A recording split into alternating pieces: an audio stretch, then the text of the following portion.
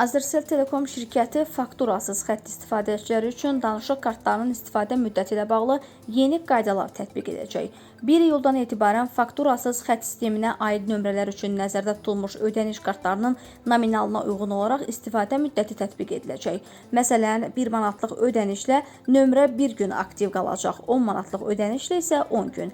Əgər nömrədə tarif varsa, həmin tarifin istifadə müddəti bitənə qədər nömrə aktiv qalacaq. Misal olaraq, əgər nömrənizdə Azercellin tarifidirsə və balansınıza 2 AZN ödəniş edərək tarifinizi yeniləyirsinizsə, bu zaman tarifin istifadə müddəti bitənədək, yəni 30 gün açıq olacaq. Dəyişiklikləri təqdim edirik.